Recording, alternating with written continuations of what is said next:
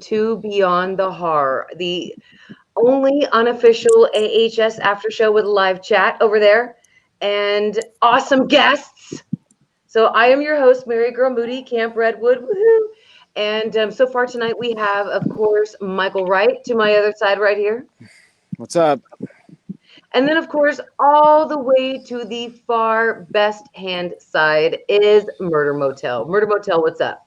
Hey guys.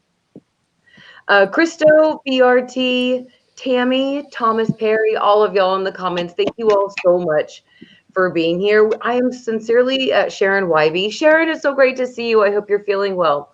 I sincerely apologize about yesterday. There were technical difficulties, but now they have been kinked out. So next Wednesday, we will still be back on track. So what we're going to start with is a little synopsis very quickly of the episode, and then we're going to rip it to shreds. And I can't wait because I think we're ready for this. So the show basically pulls a Friday the 13th. It starts off in 1970. Two young women and a guy are trying to, as Marvin Gaye says, get it on. And they're doing it in front of the campers. I mean, I know they put some sheets up, but still, my God, that's just, no, you don't do that. But all of them are killed right after, even the kids, which in my opinion was a very dark way to start the season. But after that, we get the opening credits. And then I have to say very quickly that I loved the opening.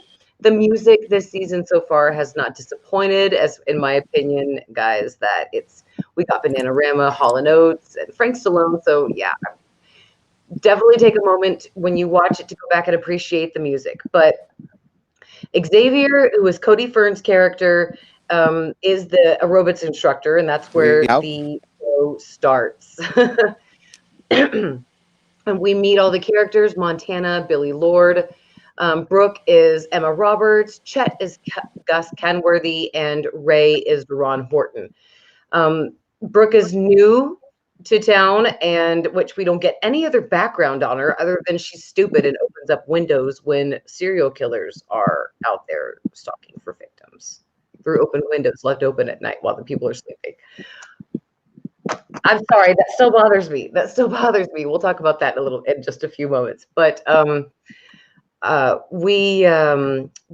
is an actor, and we get kind of like a background on how everybody met and why they're all going to go to the camp. If you guys want a more detailed synopsis, go watch my video. I just put one out today regarding the episode 1 review and synopsis, so you can go check that out. But Richard Ramirez is brought up, and that night, of course, Brooke leaves her window open. Richard Ramirez walks in, and that's her motivation to go to Camp Redwood. She escapes him, and he says, "I'll find you, and I'll kill you." So she's like, "I gotta get out of town." So they all go be counselors, but nobody else shows up. It's just like the 5 of them, and that's it. And I don't know. There's just some things we definitely got to talk about. But on the way to the camp, we get a little bit more information about the characters. Oh, and by the way, they hit some guy in the road. It was no big deal. They all thought later that he just got up and walked away. That was fucking stupid. I'm sorry. I just have to say that very quickly. We get tons of movie references.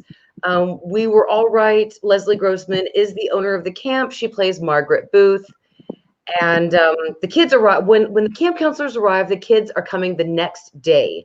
So what happens in the first episode happens literally in less than maybe 14 hours, if that. Angelica Ross is Nurse Rita, which thank you so much to the viewer who pointed that out to me in the comments. You guys are badass. I appreciate it.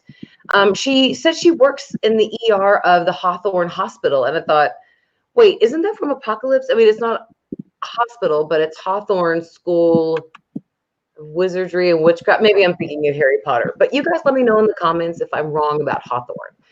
But Margaret shows everybody a tour of the camp.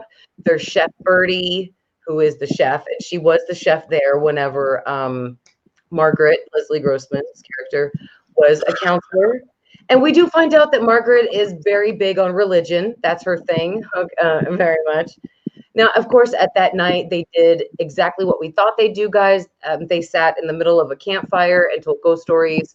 And so Nurse Rita tells the story of Mr. Jingles, who was Benjamin Richter, I think something like that. Richter, who was a former U.S. veteran, and he had a taste for killing, and he worked at the camp, went crazy, and killed people. So Margaret takes the group by surprise and tells everybody that it was kind of true. So she tells the real story, and she shows how she has the hole in her ear of how he took her ear off, and she says basically that that was the night where she was asleep.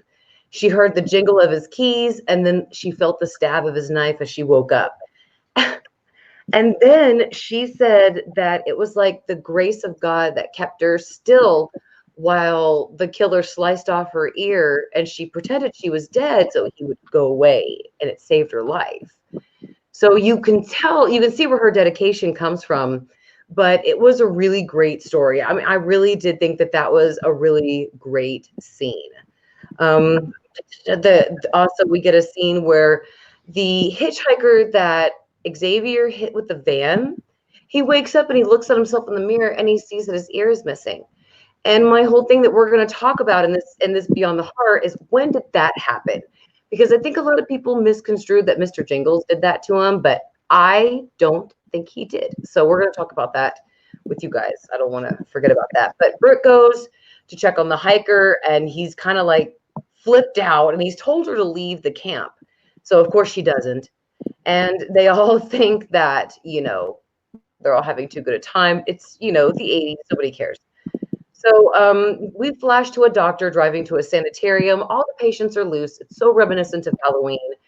And Mitch Pileggi plays a doctor, or excuse me, one of the police officers, who tells one of the doctors that Mr. Jingles has escaped, and he let out all the patients as a distraction. So they kind of go over Mr. Jingles, his little background a little bit, and then we see that Mr. Jingles has stopped at the same convenience store where Ed, the convenience store guy, or the gas station attendant who waited on the kids at the beginning of the episode, he is murdered by Mr. Jingles. And I mentioned in my review video, guys, that Ed is a smoldering Patrick Swayze lookalike. And one of my viewers commented that was his brother. And that would make sense. But does anybody out there, can they, confirm that? So anyway, let's just get right back to the synopsis, because I want to move past it so we can talk to you guys. So back at the camp, everyone is drinking. Chet's a real Debbie Downer. And when he snaps at Brooke, Ray calls him a dick in retaliation.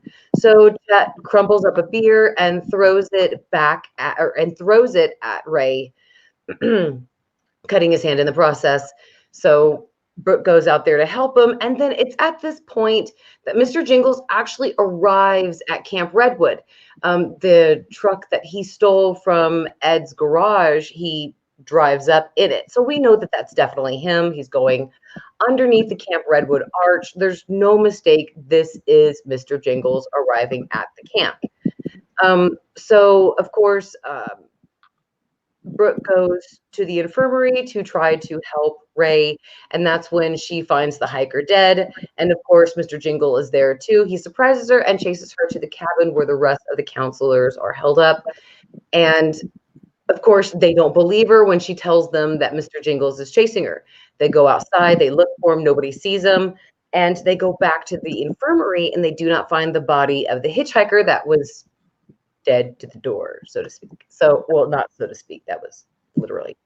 So she insists she's not crazy, but everybody is saying, look, the hiker must have left. A guy that they hit with their van just got up off of a cot and just left with amnesia. Didn't remember his name. They were just like, meh, he's fine. I just didn't get that. But anyway, so later that night, it was a long night, guys. The payphone is ringing outside, and Brooke is the only one who kind of hears it, so she goes to answer it. There's no one on the other end except for the sound of jingling, and Richard Ramirez is in the woods watching her, and the show ends right there and gives us clips for the rest of the season. So, okay. Now, I had said in my video a lot of what I loved and hated, and I know I can definitely talk about it here, but I want to hear a lot about what you guys loved and hated. Murder Motel, let's start with you. What did you love? And then we'll go to Michael, ask Michael what he loved, and then... I've been Michael, I didn't realize you were not with the stream anymore. I was listening. We got you now. So we're I was going to hit listening. Murder Motel with what he loved about this episode, and then you, Michael, and then we're going to hit you guys too with what you hated. So let's go Murder Motel. Let's go Murder Motel. Tell me. Okay. Uh, First off, I want to start with the opening credits because I didn't think it was very American Horror Story. Oh, I loved it. We I get well, I personally think that it was it wasn't creepy enough like all the American Horror Story intros usually are. It didn't really set the creep factor to me. So like it kind of did, but it wasn't enough. So I liked it, but I didn't like it. Okay. And some other things that I didn't like were or didn't understand. How in the hell did Mr. Jingles have time to get that body off that door thing by the time they ran to the cabin and ran all the way back to the nurse station? I don't understand that. I know that guy like that. Well, excuse me, John Carroll Lynch really is, but Mr. Jingles has been in an asylum for so long. You would think he wouldn't have the energy to really huff and puff anywhere. So yeah, it's not like the guy gets to work out. Exactly. So I was like, okay, to do all that, he'd have to clean the blood off the door, remove the body, well, and then clean the blood off the door afterwards, and then he'd have to find a place to hide the body. But if you notice, he limps, so it's not like his leg is okay and perfectly working. It's not like he can run properly. So it's like, how did you manage to do that without even being seen, without even being noticed, or without even leaving a drop of blood as evidence that the body was there? The drop of the you're very right. Yes. Like, it made no sense to me whatsoever. And maybe I'm thinking too logically, like most people would, but like maybe it's just me.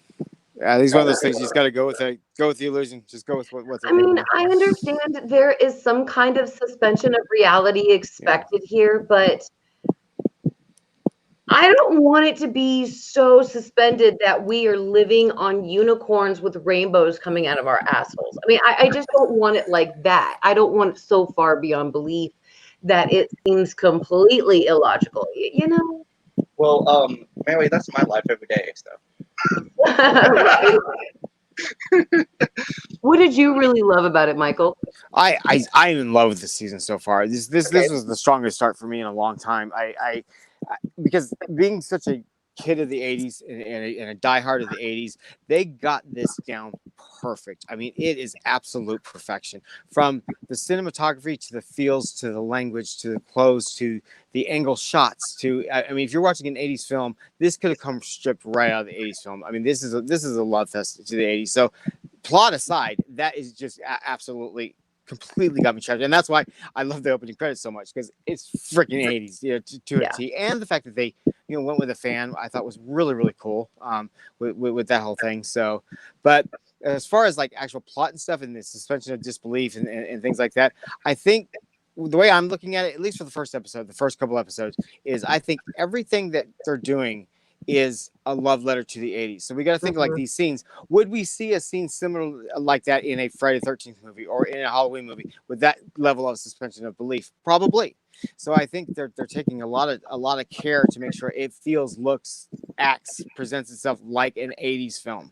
Exactly. Now, how long can that last before we get kind of just waned from it? That I don't know. That I'm unsure about. Are we going to get a big twist, or is this really going to be a 12 episode long love letter, of a camp story to the 80s, which it might be? I think it's going to be both. I think it's going to be the love letter to the 80s, but they're really going to start homing in on this story. And I really think that there's a lot going on underneath the story, such as, like, I doubt even if it was actually Mr. Jingles. I mean, we'll get into it, but I mean, well, the Richard Ramirez twist freaks me out the most, because it's like we've got this real life aspect in here just thrown right in the middle of the thing. And it's obvious with him coming back at the end, it's obvious he's going to have a big part of the season. He's going to be a catalyst to something that's going on. So to have a real life, scenario that happened during that time frame in this fictional storyline wrapped around it is the most interesting piece to me. What I think is that Richard Ramirez is a figment of Brooks' imagination. It's just that I think I thought about that. Was attacked by him, possibly. But I really think that it can't be. I mean, what are your odds, even in the 80s, that you would be attacked by the Night Stalker one night and then Mr. Jingles the next night?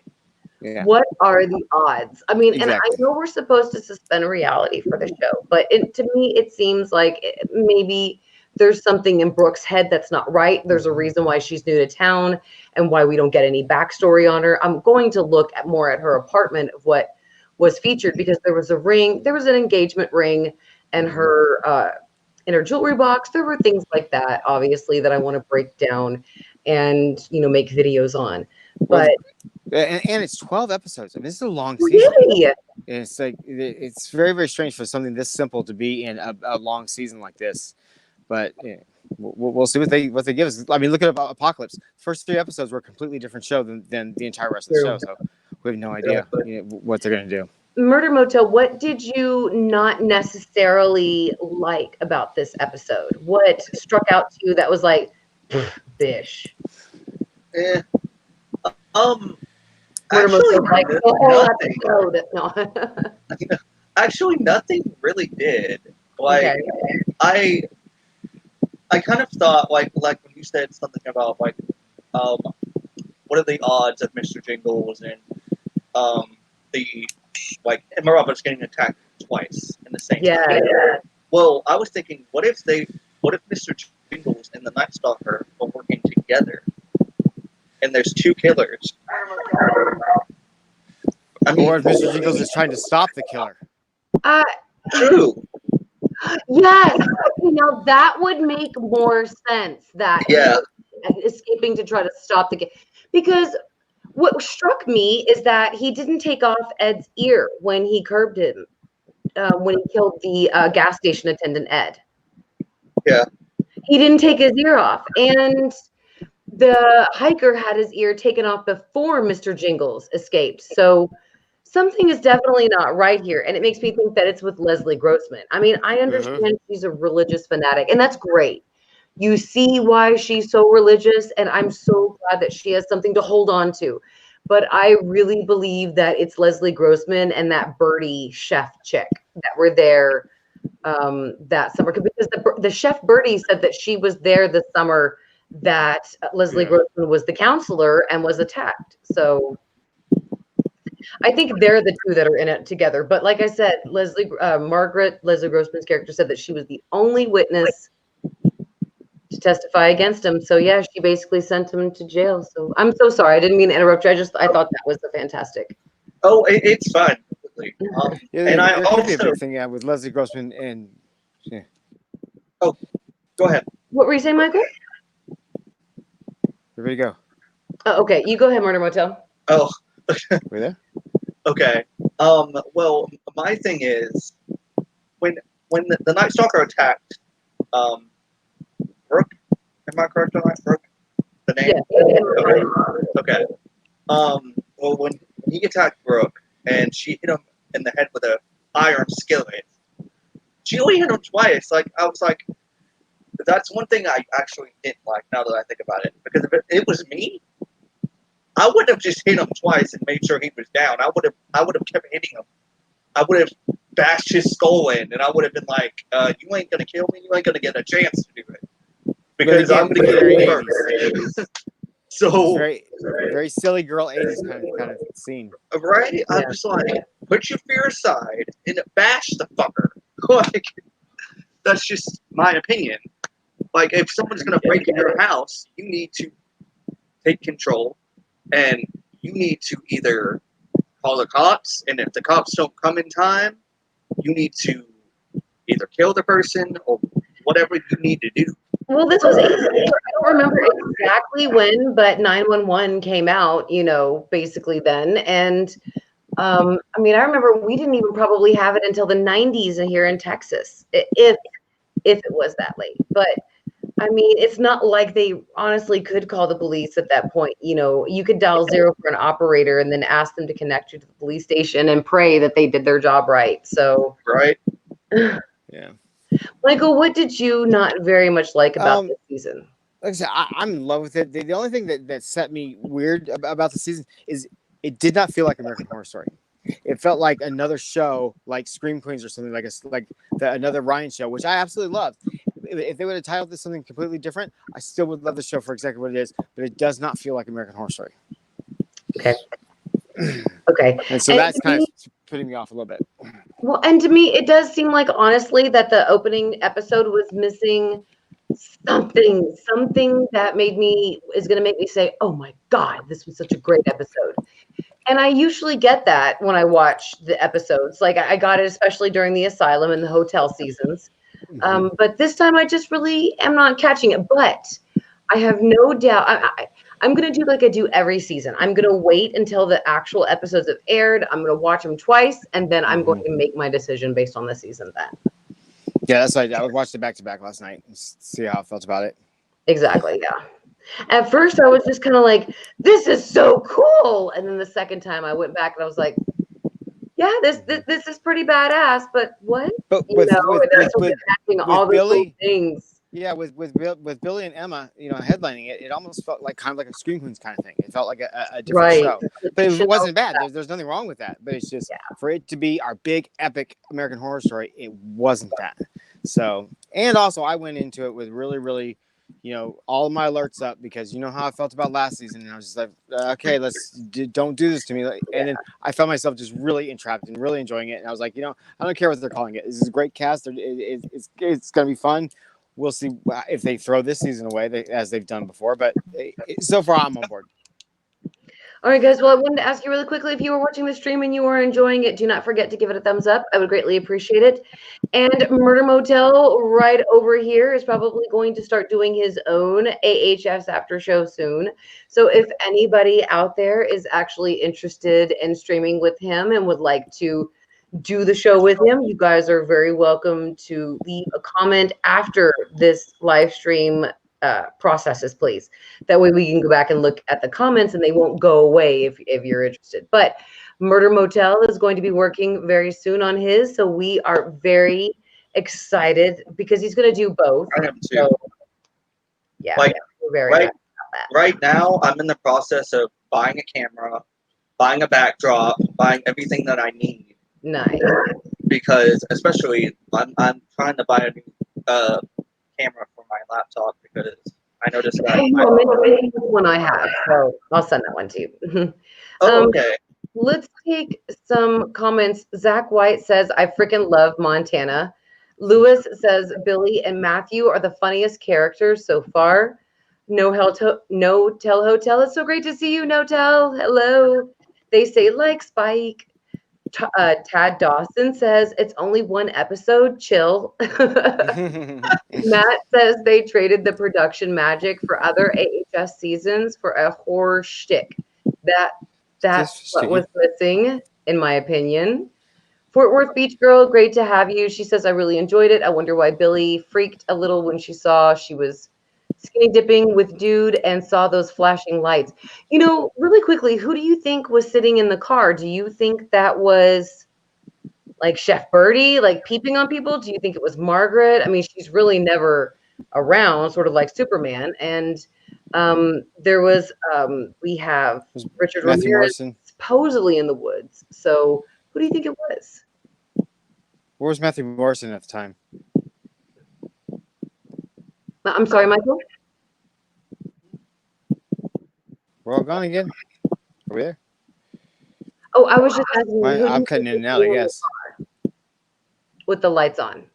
You have no, okay. Refresh. Murder Motel, do you have any? There we go. What? Do you have any idea who was sitting in? If, where Matthew Morrison was. Oh, he was introducing Colonel Angus to Montana. Who do I think was in the vehicle? What if it was Mr. Jingles? Because that would make sense because he did come out of the truck. But he had no lights at that time. And very quickly, guys, I'm going to add Melinda to the stream. So we are going to welcome Melinda. Melinda, thank you Hi, so much for Melinda. being patient. I appreciate it. We wanted to and you at the right time. Thank you so much for being here. We're so happy that you're here. Yeah, sorry I What's ran late. happening? I had a PTO meeting. It's okay. My husband and my kids just got home from open house, and I didn't get to go because, of course, but I mean, that was fine. I mean, I'm surprised that the two kind of ran together. So we hear you. Speaking of your family, Mary, What's up, Annabelle? how are your kids doing? I heard they were sick. Oh, I mean, they're fine right now. We'll talk about that at another time.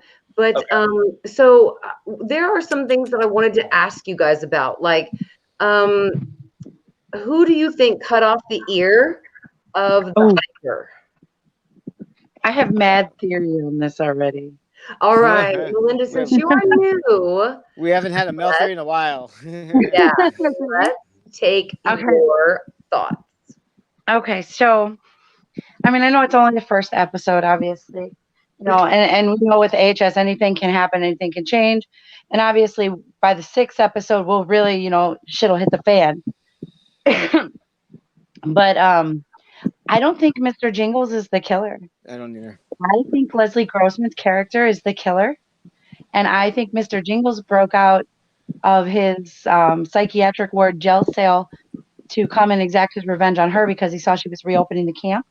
I think she blamed him for everything because the big clue is that, one, when we see all of the campers die and we see the ears being cut off and everything, it's being told from her point of view. She's the one telling the story, so she can tell it however she wants. Right.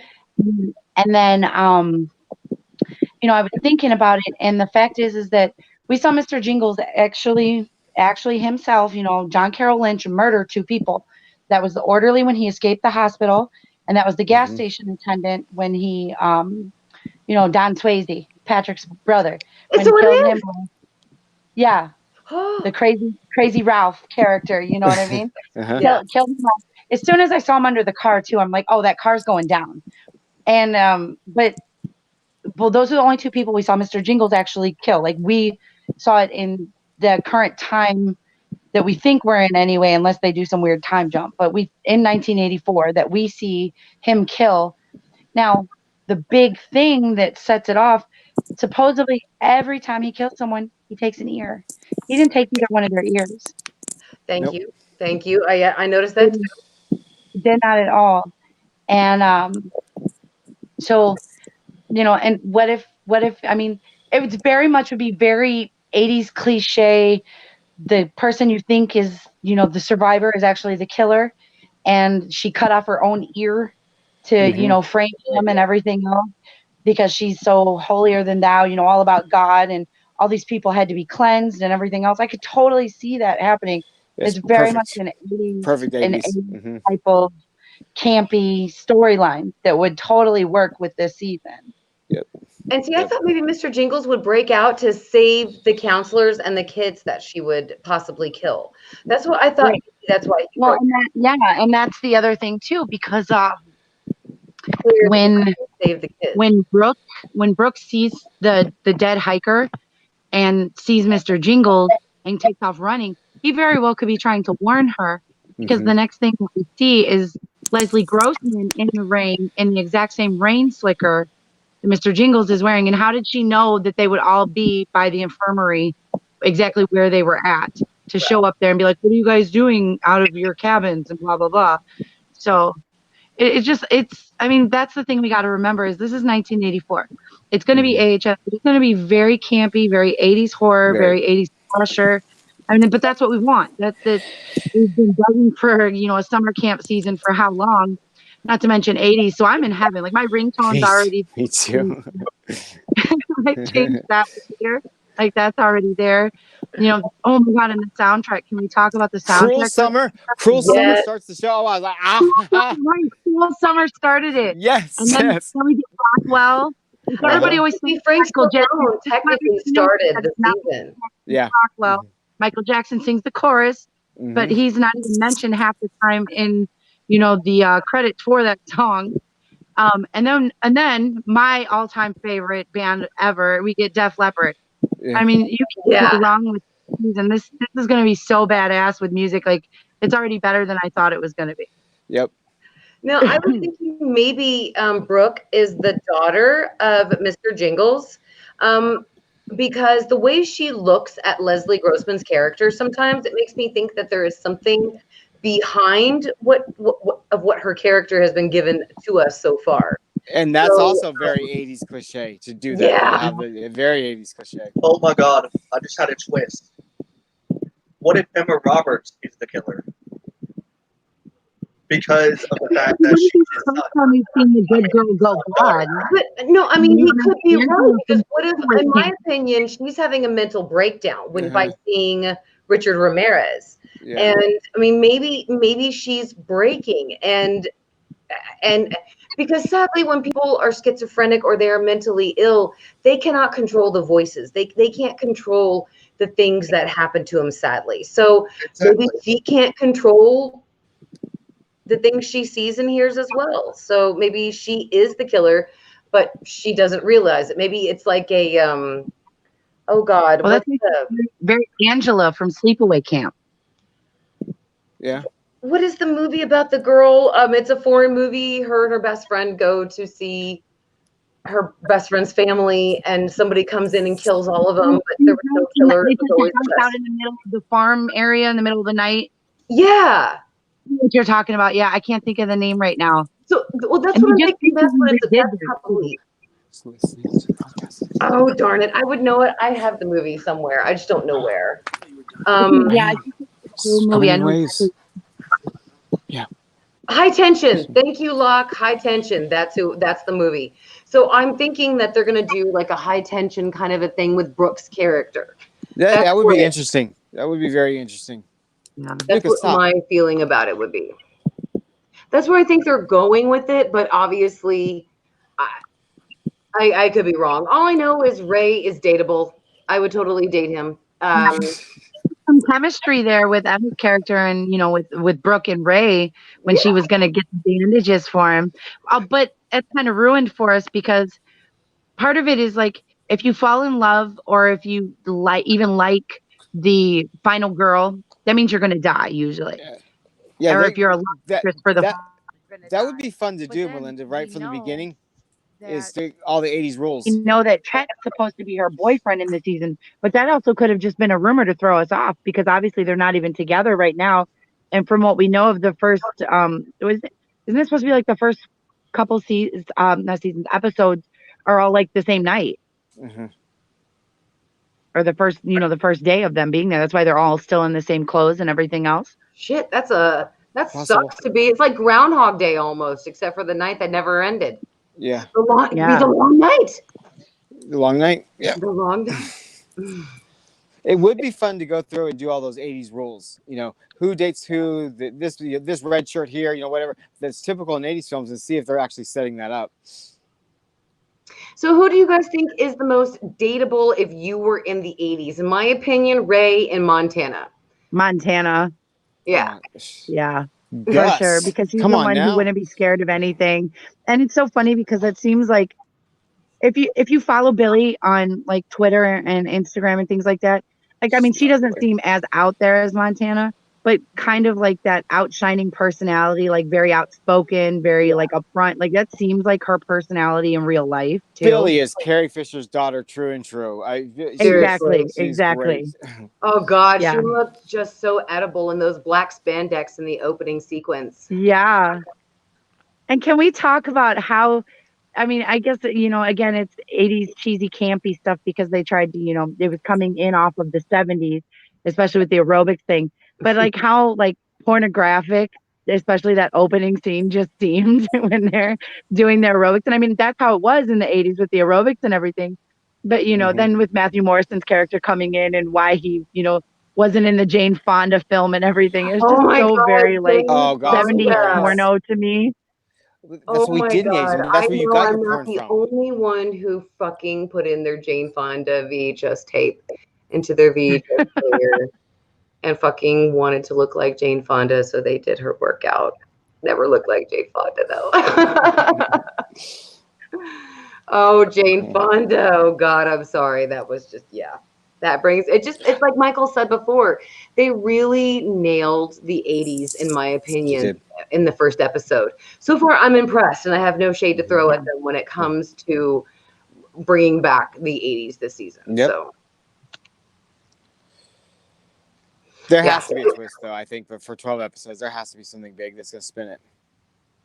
So we were talking about who cut off the ear, okay? And so Irish Melly said, or I'm sorry, Melinda, you said that you think that that was Leslie Grossman, right?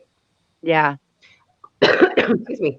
Well, Michael, because even the hiker, the thing with the hiker, when he looked at his ear in the mirror and like they found him and they made the point, that he was already cut up and beat up, like that wasn't from them hitting him. So he went through something when he ran into the road, which is very 80s cliche again. But his ear, like Leslie showed hers, and hers looked, scarred and covered over, like it was old. His looked very fresh and new, like it had more recently happened. It still looked like just cut and cut flesh. right. Oh, for So sure. I was telling my husband I could very well see it because he seemed freaked out when. Oh, hello. He seemed freaked out when Brooke mentioned that the camp was being reopened. Like, oh wow, the camp's being reopened. So maybe it was the first group of counselors. Maybe she was just testing out if she could still do what she did before the counselors or everybody else got there. Maybe that's why she kept talking about how nobody would be counselors there, not just because of the story, but because of the camp. Maybe because she's killing them off.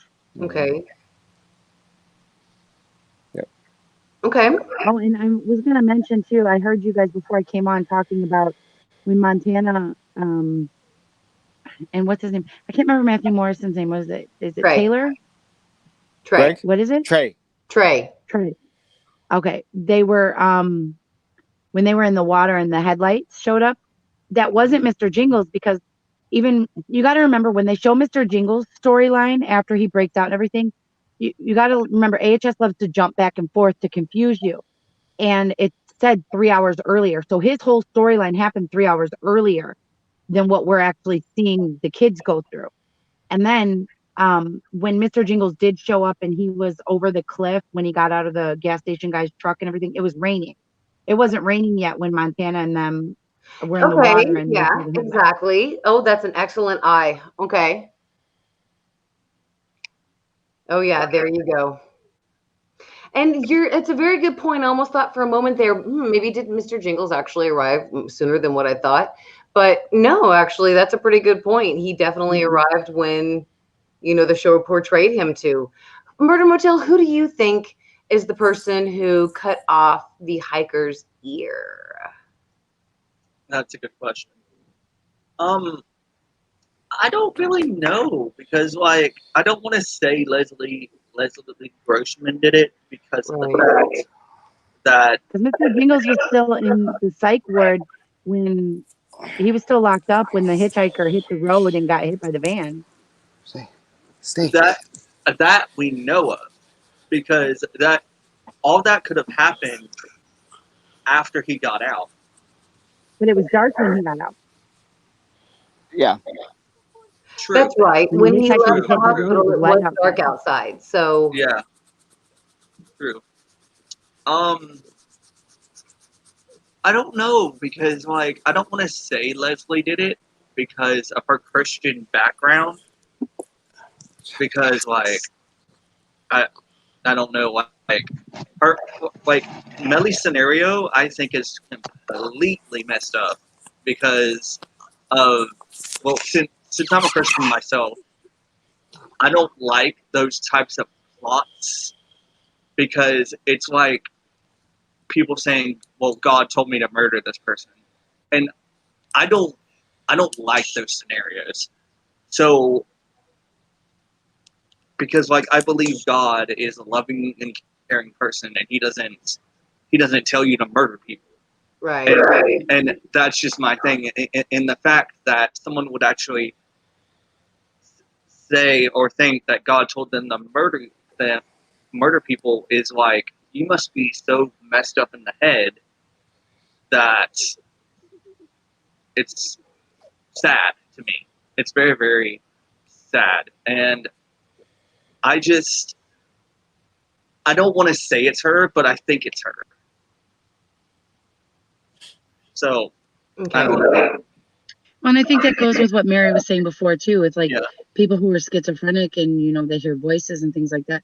Like they can't necessarily control that. So she very Exactly. well could be, Yeah. like the way she describes hearing the voice of God and seeing the light of God as she was staring, up at the camp light and everything else. She very well may have heard a voice in her head that she assumed was God. Mm-hmm. And I mean, we've also heard stories like, and I think that would be a big theme because of the whole Richard Ramirez thing this season, but the whole Satan thing. And we've heard the phone calls and everything. Because even when at the end, right before they showed Richard Ramirez again, when Brooke was on the payphone, when she says, "Who is this?" If you listen really carefully, it says Satan. You have Oh, to wow. listen. It's kind of quiet, but it does say it. Okay. So, which, Richard Ramirez was very much a Satanist and, said he heard voices from Satan and everything. I mean, that's Right. real life stuff, which American Horror Story is very big on playing on. So it would make sense too, that if there was somebody who was having evil thoughts, because it's happened in real life to real people. I mean, hell, I'm in Wisconsin, and the big thing obviously here in the last few years was the whole Slender Man thing, and that happened not too far from where I'm at. And those two little girls, but especially the one, really did hear those voices telling them they were going to kill their families and hurt their families. But they came from very religious upbringings, and they went to church and they helped in the church and everything else. It's just sometimes what's in your head you can't necessarily control. It doesn't mean you don't still believe what you believe. Correct. So Well, I totally see where you're coming from, Murder Motel, with not wanting to think like that, but seeing how it very well could be. yeah. Well, Yeah, I worked with personally, I think, well, to me, with schizophrenia, it's just a label. Like it's a label that the world puts on you to make you seem crazy, and to me, it's just like I just think the world is full of labels, and we label ourselves because we feel like we have to, like. And for instance, if someone had ADHD, the doctor's labeling. He's basically placing you with a label, or stuff like that.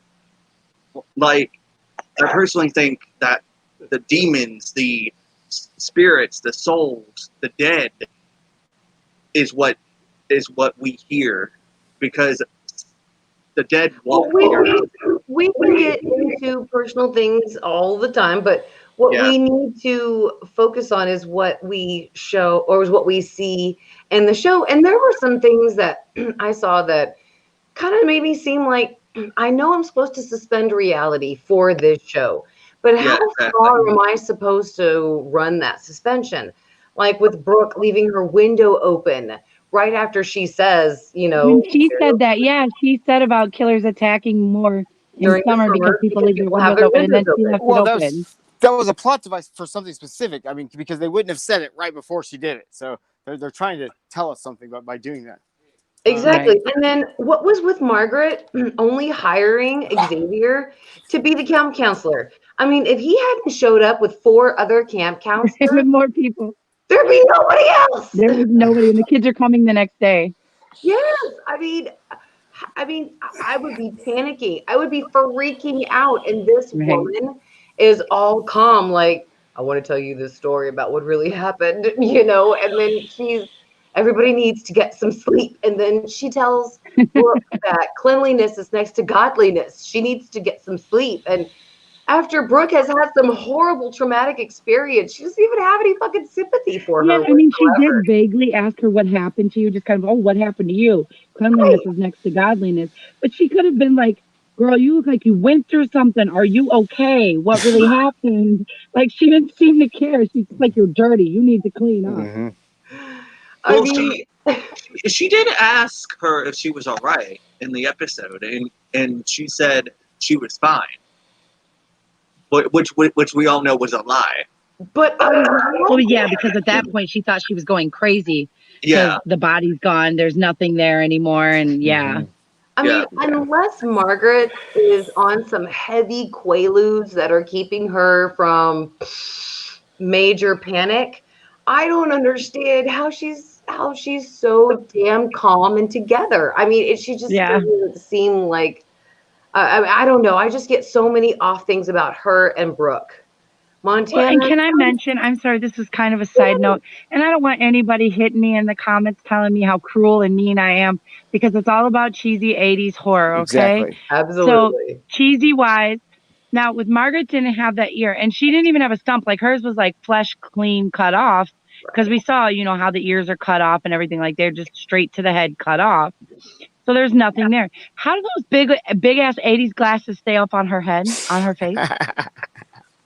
I agree with that. You know what I because, mean? Like they weren't crooked, they weren't leaning or anything. They were perfect on her face. She's And those, finger in the hole. you remember You those? know- My mom wore those glasses Yeah. in the 80s. I remember how big Yeah, the thing were and big. thick and Yeah. heavy those things were. Yes. So how did like they just weren't even crooked, nothing. Like they stayed perfectly, like they were glued on. Yeah, I think she duct taped them or glued them on under her hair, but Yeah. that was weird. I didn't even notice. Yeah, how was her glass? well, my thing is when she pulls her hair back to show your ear, wouldn't you see the tape if she duct taped it? No, it was just a joke. Yeah, I was. No, joke. yeah. Yeah, but like in general, like if she did duct tape it, you know, like you would see it. Yeah. I thought that was She that's sticks a it in the very hole. good way of bringing that In her up. ear. Yes, sticks it Sticks in it in her there.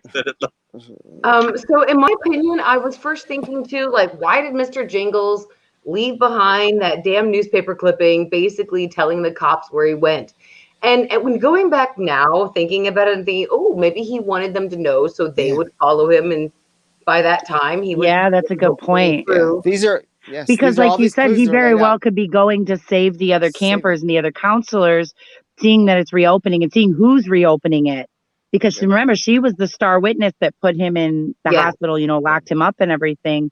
So he could very well, that he might have put two and two together if he didn't see her do it and know that it's her, or know that she's someone to be afraid of. That very well could be. Absolutely.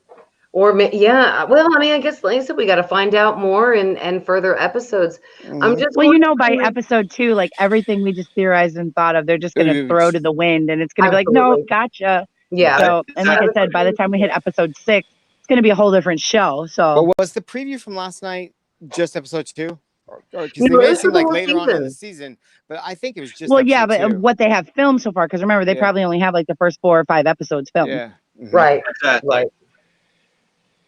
All right, well, I'm going to take a couple of comments very quickly, just give a couple of shout outs, and then we're going to give our final thoughts on the episode. And if you guys would not mind ranking for me on a scale of 1 to 10, 1 being the lowest, 10 being the highest, on what you would rate this episode. Glenn, it's so great to see you, Lock 121. Amelia's asking, is AHS leak still gone? As far as I know, Amelia, they are still. Yeah. And Don Ford, thank you so much for being so cool in the comments. You're a Don. badass one. Fort Walton Beach Girl, again, so great to have you. Kristen Doling, you are badass girl. Thank you for being here. Brad Miller says, I can't keep my glasses on with 2 ears. Same here, Brad. Right. That's why I never wear mine. 3D Waves, you are badass. Thank you for being here. Kate Milan, thank you. You are badass. Matt, oh, darn it, Matt, your name just went right away. Darn it. Matt Durgan says, in my opinion, Leslie will be the MVP actress of the season. Tammy Sifford, thank you so much for being Tammy. here. Jimmy Sheridan. Hi, Tammy. Blaze, thank you so much for being here. Oh, I miss June Diane Raphael doing that impression. Adam Kidd, thank you so much. I appreciate you being here. Adam's an awesome patron. You are badass. Okay, well, I was just kind of scrolling through, and Can't Shake You, Mel. Can't Shake You, Mel. So glad you're here. Can't take you out. Hey, Mel. Okay, so my everything I will wrap up at the end. Let's go on ahead and start with Michael. Michael, what do you rate this episode? I rated a solid. I'm gonna go out there. I rated a solid 8 just for how much I enjoyed the 80s of it. I can't say anything about plot yet. It just gave me all the feels. I loved the feels. I love Tufnell. So I'm in it. It's a solid 8. Okay, and what are your general thoughts on this episode?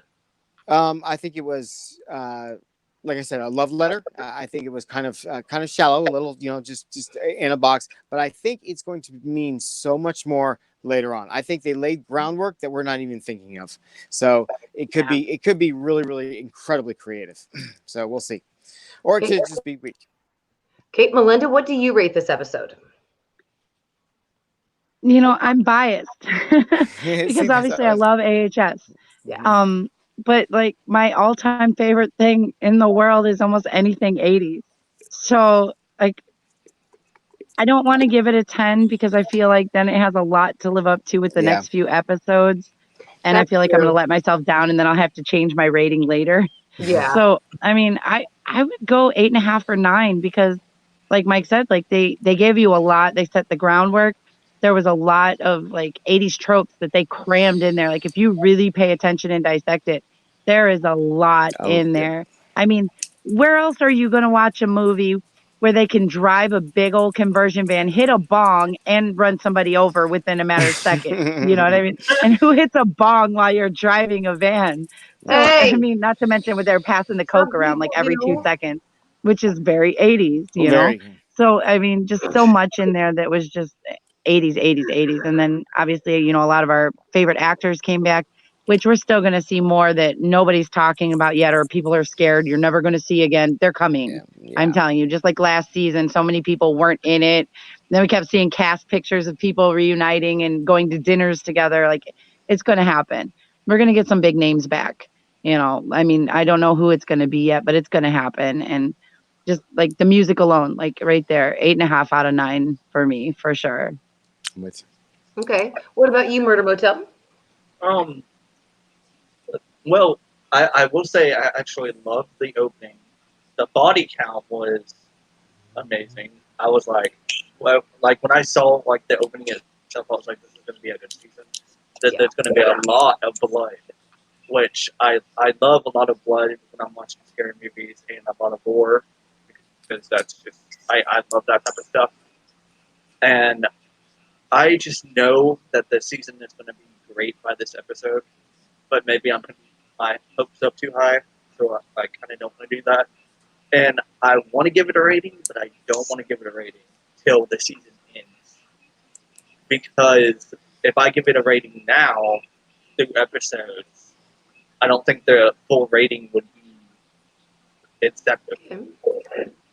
But if I were to give it a rating, I would probably give it an 8.5 per episode. Yeah. It was definitely a good opening for sure. Like we've been saying, like it set a lot of groundwork. There's a lot to theorize just from that first episode. Yep. I definitely agree. I would give it an 8.5. I want to give it more, to be honest with you, because even though there were some things about it that I didn't like, there was a lot that I loved. And the feels. Yes. I mean, wow. I mean, if they can hit me in the feels, if they can invoke that kind of emotion on me.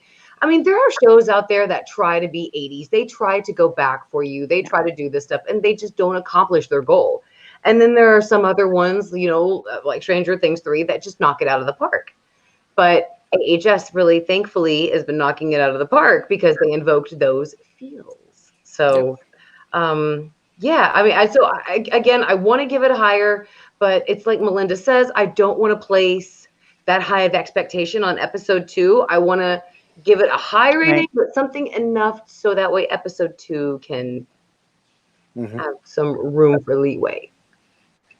So, did we mention about just real quick, not to like cut anybody off, just the irony and how I loved the fact that Gus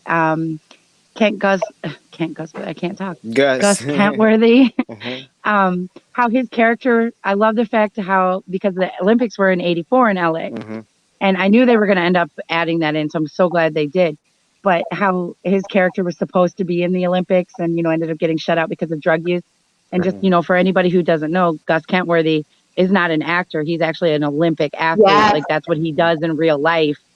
So like his whole line, you know, fuck the IOC. Like I was like, yes, I love that. Like, how does that look for you with your future career? Like they're not going to look too kindly on that, but yes, it's a show. But just the irony of how, you know, Murphy and Falchuk made sure to add that in for him, especially because this is his first acting gig And he's ever. doing great. Yeah, he really is. And he's He did. I unrecognizable. was Like if very you know what he impressed looks like in with real that. life and then you see Chet, you're like, wait, what? That's the same guy? Yeah. Yeah. Matthew Morrison too. Like if you see him Matthew from Glee and then you Morrison's see him in is this, you're like, wait, what? incredibly- Yeah. Because I wouldn't give him a second look in 1984. Now Glee, I'd be like, hi, baby, you know. But that's Matthew just my Morrison's- type, I guess.